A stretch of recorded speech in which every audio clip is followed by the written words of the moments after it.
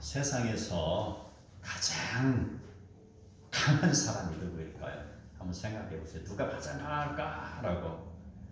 성경에 나오는 인물 삼손 엄청나잖아요. 삼손이 강합니까? 아니면은 영토를 넓게 확장한 알렉산더 왕이 강한 자입니까? 세상에서 가장 강한 사람은요, 어머니입니다. 어머니예요. 어머니보다 더 강한 사람 없어요. 모세를 낳고 애굽의 왕실에 유모로 들어가서 모세를 신앙으로 교육한 요게벳이 어머니입니다. 목숨을 내걸고 가서 이스라엘의 지도를 전 가슴에 그려놓고 하나님을 모세에게 전달했잖아요. 사무엘을 낳고 교육한 한나입니다. 분인나에 의해서 엄청난 괴로움을 당하고 있던 한나였지만 그가 하나님과 그런 약속의 기도를 하고 하나님이 그의 아들 사무엘을 주셨을 때 그가 가슴에 품고 기도했던 어머니라는 것이죠. 우리를 낳아주시고 신앙을 물려주신 어머니가 세상에서 가장 강한 존재입니다. 그렇죠? 아하스 왕에 의해서 연약해진 유다를 물려받은 히스기야. 그 히스기야 왕이 가장 먼저 시도한 것이 종교개혁이고 정치개혁 운동이었습니다. 그동안 유다의 왕들은 종교개혁을 시도는 했지만 온전하게 시도하지 못했어요. 부분적인 개혁만을 감행했다는 것이죠. 그러나 히스기야 왕은 전반적인 개혁을 이뤘죠. 바다의 풍랑이지만 바다 밑에까지는 영향력이 못 미치잖아요. 그러나 하나님께서는 바다 밑에 잠잠히 묻혀있고 가라앉아 있는 것까지도 완전히 태풍을 일으켜서 뒤엎어버리잖아요. 생명력을 주잖아요. 개혁이라는 것입니다. 개혁 속에는 엄청난 힘, 그런 변혁 속에서 모든 사람이 때로는 힘들게 느낄 수도 있지만 지나고 나면 그게 은혜였습니다라는 걸 느끼게 되는 것입니다. 히스기야의 아버지 이름은 바로 어머니죠. 어머니 이름은 아비야입니다. 아비야. 그의 외할아버지는 스가리야이고요. 그의 증조 할아버지 이름은 여호야다라는 사람입니다. 자, 우리는 여호야다가 나왔으면 바로 생각이 되는 게 있습니다. 바로 악녀 이세벨 기억나죠? 이세벨의 딸 아달랴. 아달랴가 남유다의 왕권을 다 잡았잖아요. 모든 왕자, 자기 혈육에서 나온 왕자를 다 참수를 시키고 자기가 왕이 됐잖아요. 아달랴가. 그때에 바로 여호야다가 어린 요시야를 한쪽으로 피신시켰죠. 감춰둔 거예요. 적통이다. 하나님 주신 적통 왕자를 내가 이 아달랴로부터 보호해야 되겠다는 목숨을 내걸고 그 일을 감행했습니다. 그리고 이 요시야가 8살이 됐을 때에 대대적인 개혁을 했잖아요. 바로 그 아달랴를 척결하고 요시야를 왕으로 세웠던 그뿐 아닙니다. 그 여호야다가 남유다 전체의 신앙을 여호와 하나님을 섬기는 신앙으로 굳건하게 이룩하였습니다. 그 여호야다입니다. 그 여호야다의 아들 스가리야의 딸 아비야의 아들 히스기야가 되는 거예요. 그렇다면 신앙은 어떻게 됩니까? 자동적으로 여호야다의 신앙이 지금 히스기야 왕까지 전달된 것입니다. 어머니에 의해서 세상에서 가장 강한 어머니의 품속에서 신앙교육을 받은 것이죠. 이게 강한 것입니다. 아무리 집 밖에 외풍이 많이 분다 할지라도 이 집 안에서는 바로 그리스도의 신앙이 싹트는 거예요. 어떠한 세상의 외풍도 그것을 다 해치지 못한다는 것입니다. 그래서 어머니는 강한 것이고요. 그의 어머니의 신앙이 자녀에게 전달되는 것을 우리는 알아야 될 것입니다. 바로 이처럼 품속에서 어머니의 신앙을 교육을 받은 히스기야, 그는요 다윗의 모든 행위와 같이 여호와께서 행하시기에 정직하게 행했다고 그랬습니다. 그의 아버지 아하스 왕은요 어떻습니까? 하나님을 믿으나 대충 믿었죠. 대충입니다. 대충이 문제예요. 뜨겁든지 차든지 해야 되는데 대충 이건 뭐 답이 없어요. 대충 믿는다는 거는요. 이거 빨간색도 아니고 파란색도 아니고 뭐라는 거예요. 검은색도 아니고 이건 흰색도 아니고 뭐라는 거예요. 믿으면 제대로 믿어야 하는데 그는요 대충 믿었어요. 그리고 아하스에 의해서 바로 폐쇄되고 더러워진 그런 것을 제사장들과 레위인들에게 히스기야가 명령하여서 성전을 정결하게 만드는 것. 이게 히스기야의 개혁이라는 것입니다. 그리고 히스기야는요 유월절을 공포해서 유다와 이스라엘 전역에 백성들 하여금 지키도록 한 것입니다. 지금 히스기야는 남쪽 유다잖아요. 그럼에도 불구하고 유월절 지킬 것이다 라고 공포해서 북쪽에 있는 백성들에게까지 파발을 보냈어요. 그래서 유월절 지키러 와라 라고 개방을 한 것입니다. 국경을 개방했다는 것입니다. 얼마나 담대합니까? 그가 단행했던 종교개혁이 4절에서 상세하게 기록되어 있습니다. 바로 첫 번째 우리 신앙은요 바로 결단이 필요한 것입니다. 신앙의 그런 지킴에서는요 결단이 없이는 우리는 신앙을 지킬 수가 없어요. 우리는요 역사를 통하여서 지도자 한 사람에 의하여서 나라가 흥망성쇠의 그런 것이 결정된다는 것을 많이 보아왔습니다. 히스기야의 결단 앞에서 백성은요 이제 여호와 하나님을 믿는 신앙으로 회복이 됩니다. 각자의 성읍으로 돌아가서 그들은요 산당을 헐고 주상을 무너뜨리고 아세라 목상을 찍어내는 일에 앞장서게 되는 것이죠. 그것이 바로 히스기야의 개혁에서부터 비롯됐다라는 것. 산당을 헐었다는 것. 솔로몬이 이방 여인을 아내로 맞이한 이후에 하루도 편하게 잠을 자지 못했을 것입니다. 겉보기에는 얼마나 행복해 보일 거예요. 한 남자가 1000명의 여인을 거느리 얼마나 그 사람 복도 많아 이렇게 생각하겠죠. 그럼 내면으로 들어가 보자고요. 내면으로 얼마나 풍파가 심했겠냐 이 말입니다. 여인과 여인들에서 나오는 입방아가 한 사람에게 들어도 귀가 징징거릴 텐데 1000개를 들어봐요. 그 왕궁이 떠날아갈 것입니다. 그러니 그 여인들이 어떻습니까? 그 입방에 모압에서 그 다음에 그들 암몬에서 온 사람들은 자기네가 가지고 왔던 그 우상을 이렇게 내밀며 왕이시여 사랑은 왕이시여 한 가지 소원이 있습니다. 뭔데? 우리 신을 섬길 산당 하나 지어주세요. 무슨 소리? 다음날 왕이시여 무슨? 다음날 왕이시여 무슨? 왕이시여 산당 하나만 지어주세요. 제 소원입니다. 그래? 쉿 조용히 해. 여봐라 산당 하나 지어주라. 아 그러니까요. 또 두로와 시돈에서 왔던 그 여인이 어떻습니까? 왕이시여 제발 한 가지 부탁이 있습니다. 뭔데? 말해봐. 산당 하나만 지어주세요 왕이시여. 안 되는 말이야. 저 모압 여인에게 지어줬잖아요.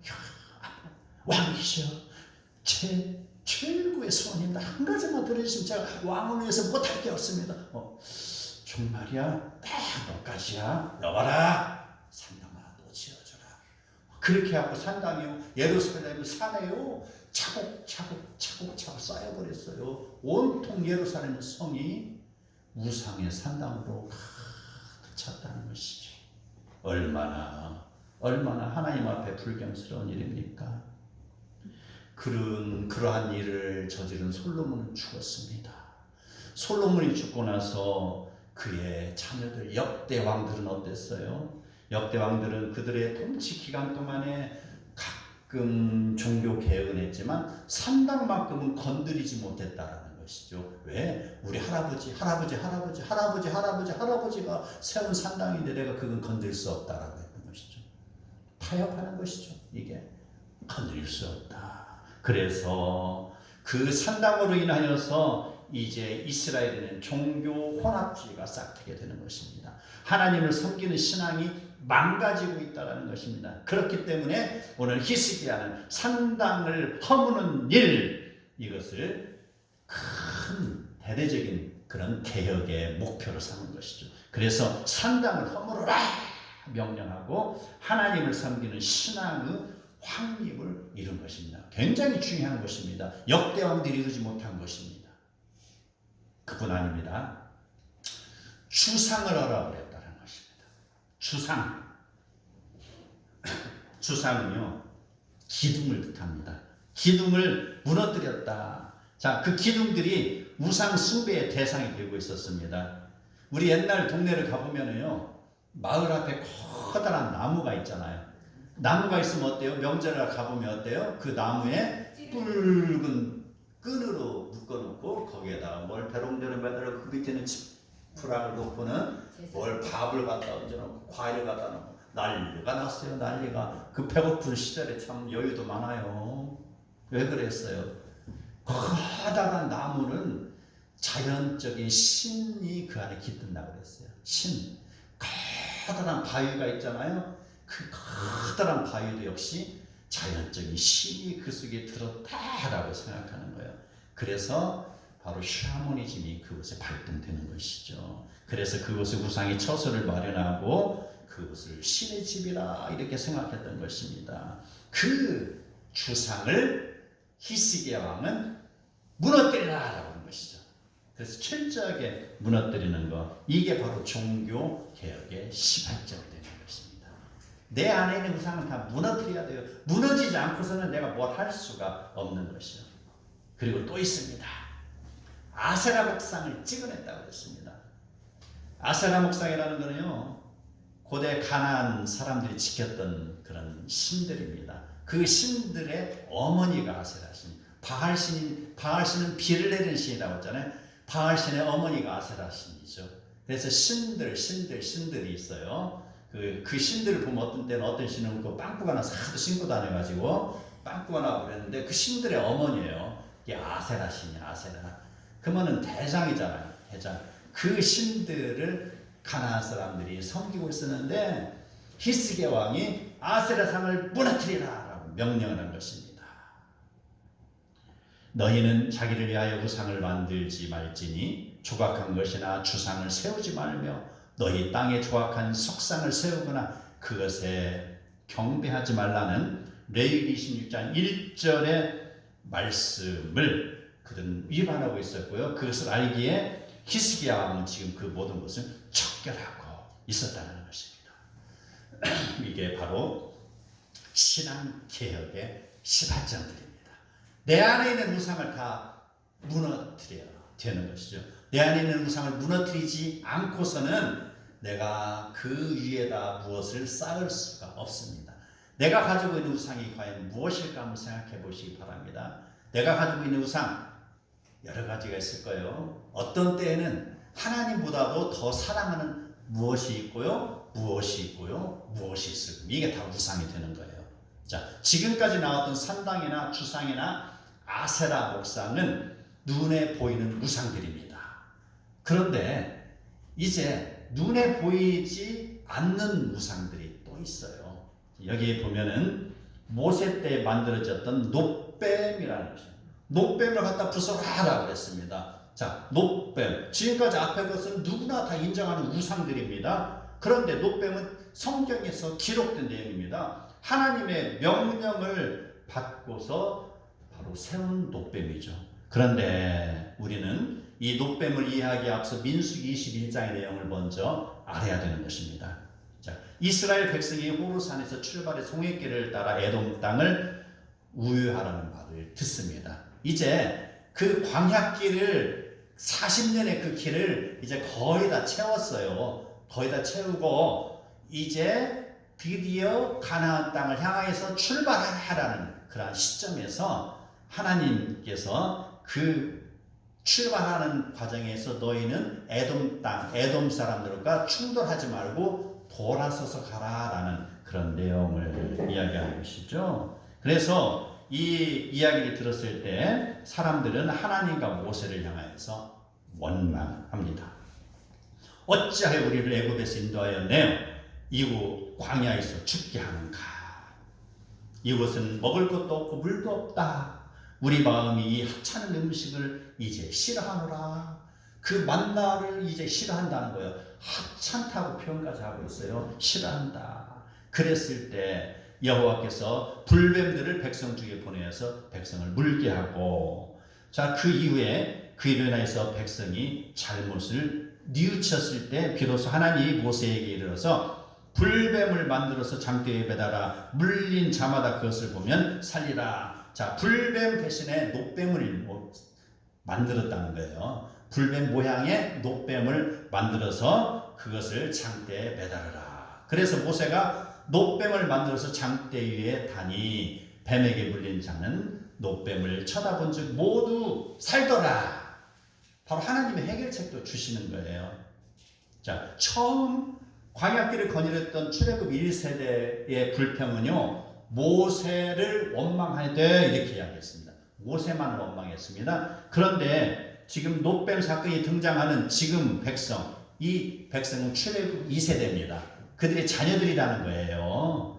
그들은요, 지금 어떤 줄 아세요? 하나님도 원망하고 모세도 원망해요. 1세대에는 어땠어요? 모세를 원망했죠? 그런데 2세는 모세와 하나님을 원망했다라는 것입니다. 자, 그러면서 그들이 원망하는 이유가 있습니다. 그들이 직접 보지도 않았고 경험하지도 않았던 애굽을 들먹거리는 거예요.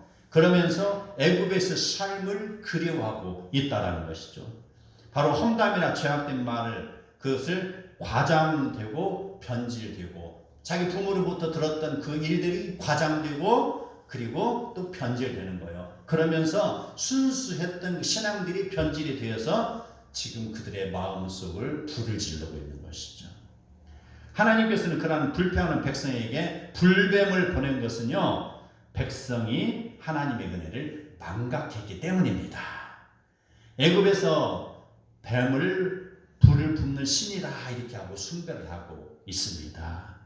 우리는 그 고대 사진들을 보면요, 파라오의 왕, 그 이집트의 피라미드가 나오고요, 그 다음에 파라오가 있죠. 그리고 그 위에 왕관에 불뱀, 그 뱀이 그려져 있어요. 뱀이 새겨져 있어요. 그 안에 코브라가 있는 것이죠. 자, 그렇게 있는 것은요, 왕의 통치권에 대한 상징입니다. 뱀을 통해서 뱀의 지혜를 배우고 뱀의 도움을 받는다라는 그런 모습으로 왕관에 코브라가 새겨져 있는 것입니다.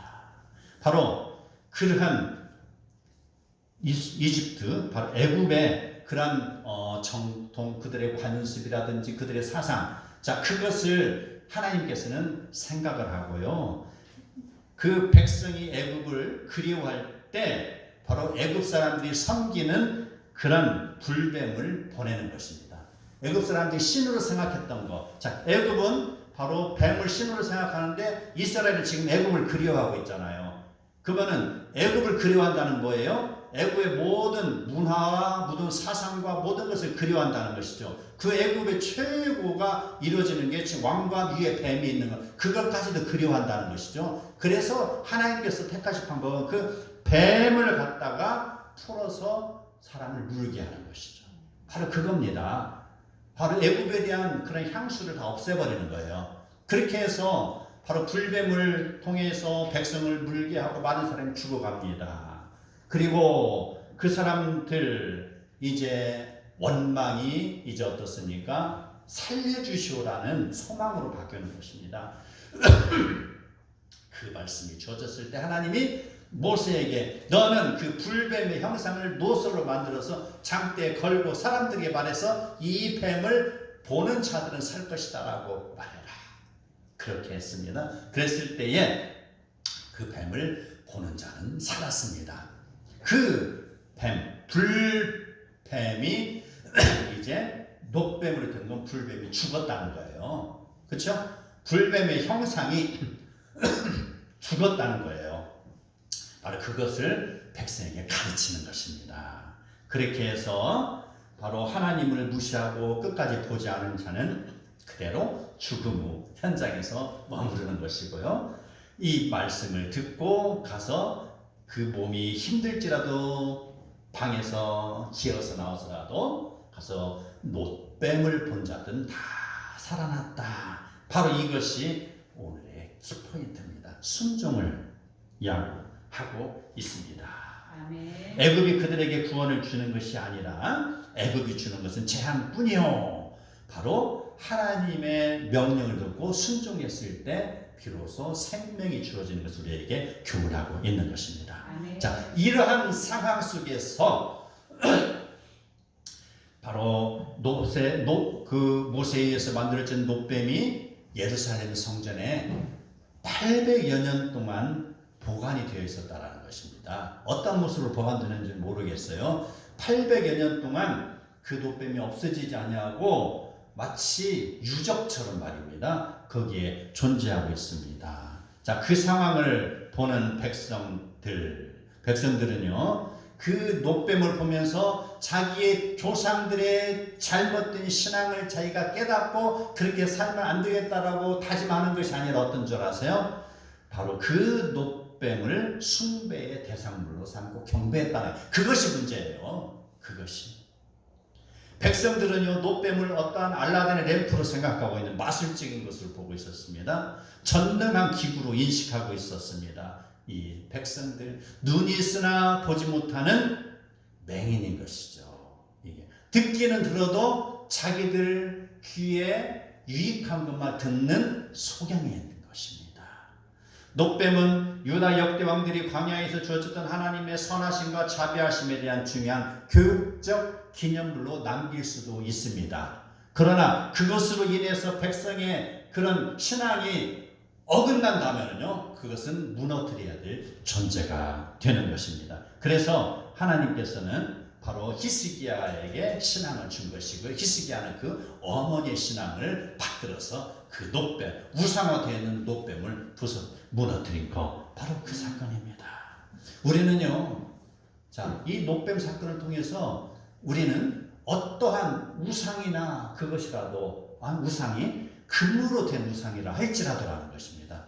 그렇지, 일반적으로 금을 도금한 것도 있지만 순금으로 만든 우상들도 있잖아요. 그것이 아무리 귀하다 할지라도 그 형상이 우상이라면 어떻게 됩니까? 그것을 욕심내면 되지 않습니다.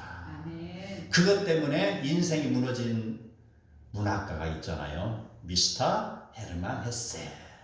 그가 인도에 갔던 자기 외할아버지 장롱, 선교사로 갔던 장롱 속에 있는 그 불상을 보고 그 평생 그는요, 영적인 신앙에 그런 안식을 찾지 못하고 외도를 한 사람이 헤르만 헤세예요. 평생 도교에 심취되어 있었습니다. 한 번 어긋난 것으로 인해서 그 전까지는 독실한 크리스찬이었으나 그 불상이 뭐길래 금부치에 불과하잖아요. 그 불상에 그가 넘어간 것이죠. 우리 할아버지가 이렇게 좋아했구나라는 것이죠. 우리는요, 중요한 일을 앞두고서 사주팔자를 보러 가는 행위도 이와 비슷한 상황입니다. 또 있습니다. 예수님을 섬긴다고 하면서 예수 이름을 내세우는 무당과도 같은 사람들도 있습니다. 어떤 신비적인 능력을 행하는 사람들도 있습니다. 또 하나님을 섬기는 사람, 하나님을 섬겨야 되는데 그 이상의 자기의 인간적인 욕심을 채우려고 하는 것. 물론 하나님을 믿으면은 하나님이 더불어서 형통하게 하는 거 맞습니다. 그런데 순서가 바뀌면 안 된다는 것이죠. 하나님을 섬기면 하나님이 보이지 않는 손으로 우리를 도우시는 것을 우리는 알아야 될 것입니다. 아멘. 이러한 것, 바로 나의 영광을 위하여서 하나님의 영광을 가리는 행위들은 우리는 그것을 빼어내서 던져버리고 산산조각을 내어서 깨트려야 될 것입니다. 바로 이것이 하나님을 믿는 백성의 참다운 모습일 것입니다. 요한복음 3장 14절 15절에 보면 죽어가는 인류를 구원하시기 위하여 모세가 뱀을 든 것 같이 인자도 들려야 하리라. 우리는 그것을 바라봐야 된다는 것입니다. 모세가 만든 놋뱀은 예수 그리스도의 십자가에 대한 예표가 되는 것이에요. 놋뱀이 광야에서 죽음을 막아내는 것 같이 예수님도 십자가에서 죽으심으로 죽어가는 인류를 살리시는 것이요. 그러면 우리는 놋뱀을 숭배의 대상으로 삼지 말고 예수 그리스도의 죽으심과 인류 구원으로 연결해서 해석을 해야 되는 것입니다. 구약에서 노뱀이 죽어가는 백성에게 대한 부분적인 해결 방법이었다면 신약에서는 십자가는 죄와 죽음에 빠진 백성을 구원하는 근본적이고 영원한 해결책입니다. 우리 안에는 지금도 예수를 믿으며 예배를 드리지만 신앙의 본질을 알지 못하여 자기 내면에 들어박힌 과거에 대한 잘못된 집착에 빠져 있다면 우리는 그것을 드러내 철저히 부수고 해결을 해야 될 것입니다.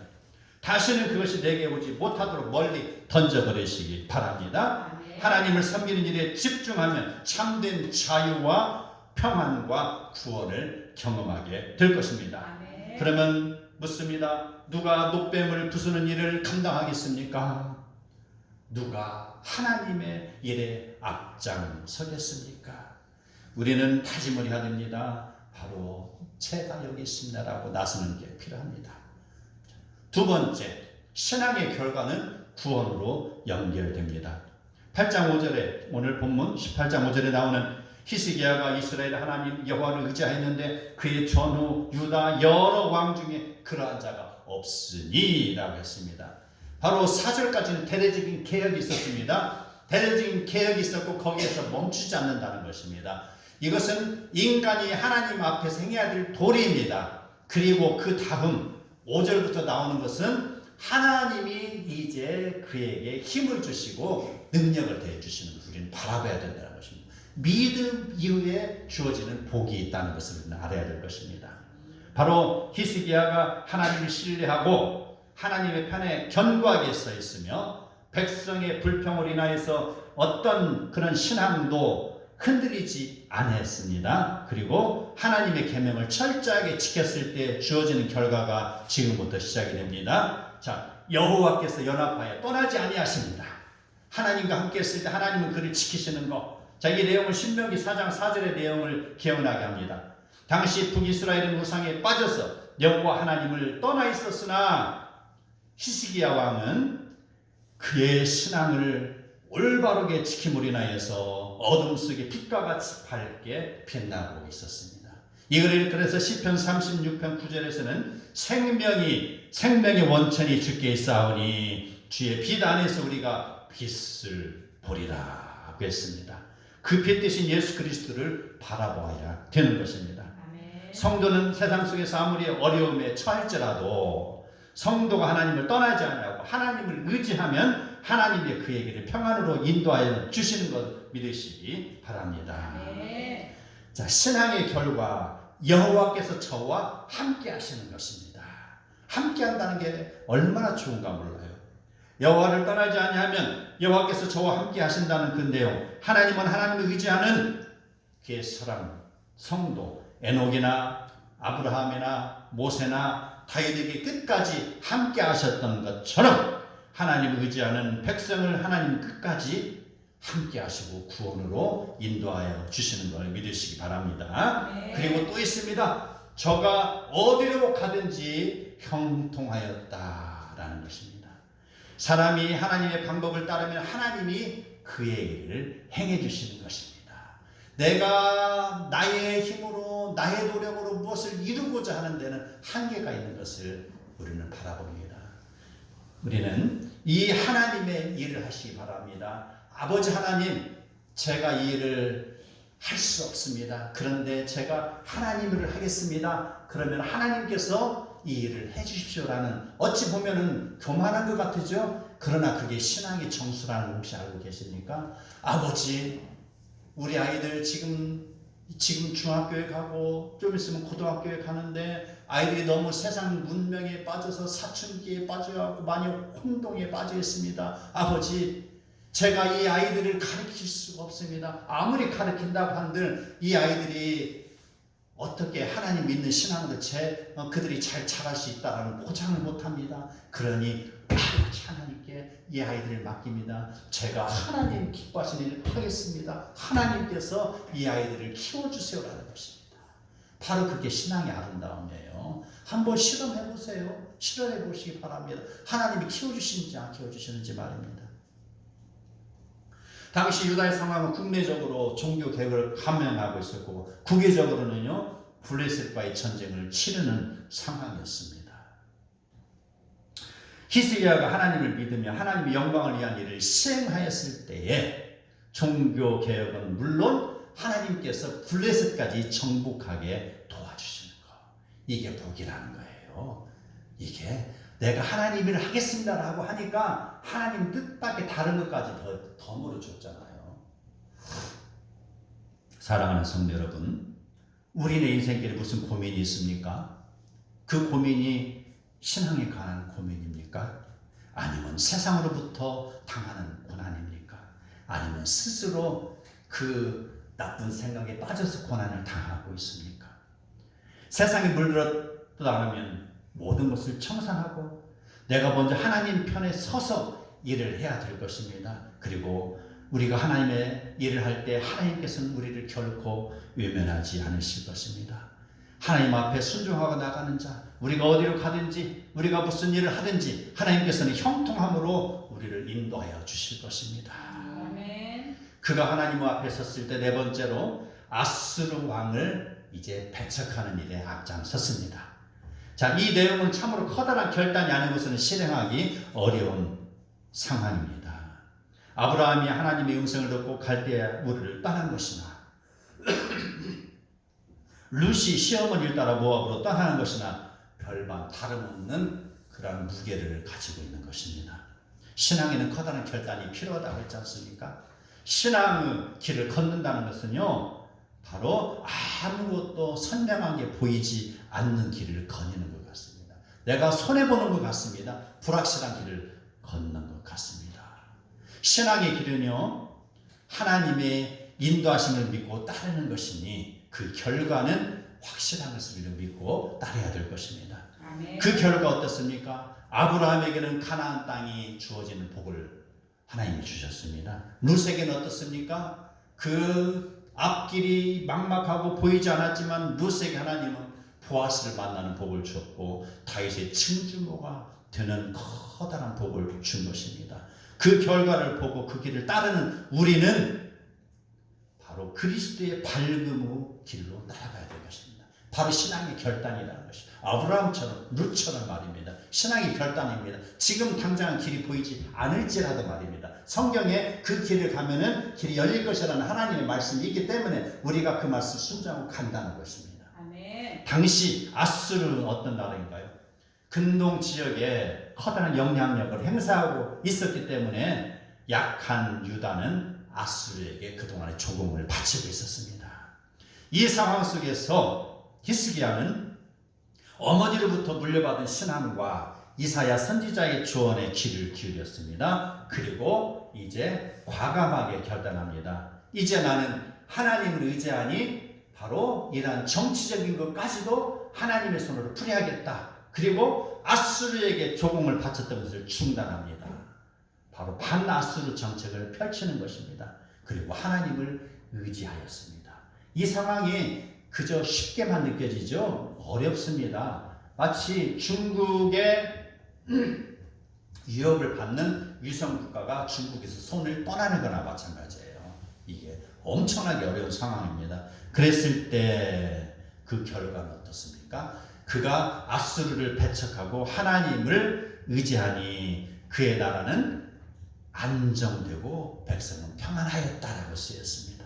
그리고 유다 나라는 크게 번창하기 시작했습니다. 그리고 번창의 결과 다윗에게 주어졌던 주권까지 되찾게 되는 것입니다.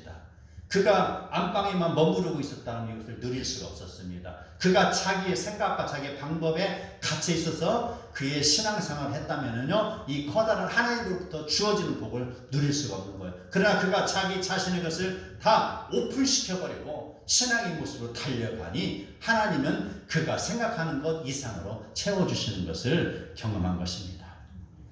히스기야의 아버지 아하스는 하나님이 전에 다메섹 신에게 드리는 제단으로 바꾸었으나 그가 이스라엘의 백성이 노뱀을 우상하고 우상처럼 섬기고 그런 것을 그는 바로 저지하지 않았으나라는 것입니다. 그러나 이러한 모습을 보고 자랐던 히스기야는 어머니의 품속에서 익혔던 그 신앙을 기본으로 삼고 이처럼 어려운 상황에서도 주변에 반대의 세력이 있었음에도 불구하고 바로 다윗의 신앙을 따라 정직하게 신앙의 정도를 걸었습니다. 그리고 우상에 물든 나라를 바로 하나님 믿는 나라로 바꿔간 것.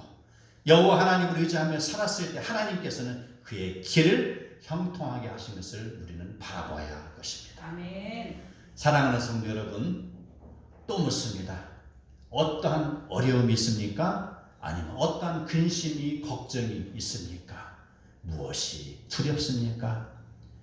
이러한 것들은 우리 인생 깊숙이 파고드는 노뱀과도 같은 변질이 되는 신앙으로 우리를 넘어뜨리려고 할 것입니다. 그러나 우리는 이러한 모든 것을 빼내어 불 속에 던져버려야 될 것입니다. 그 공간을 이제 하나님 믿는 믿음으로만 채우시기를 바랍니다. 아멘. 여호와 하나님만 의지하며 신앙의 경주를 하면 히스기야를 도우신 하나님께서 성도 여러분 한 사람 한 사람을 도우시고 복된 길로 인도하실 것입니다.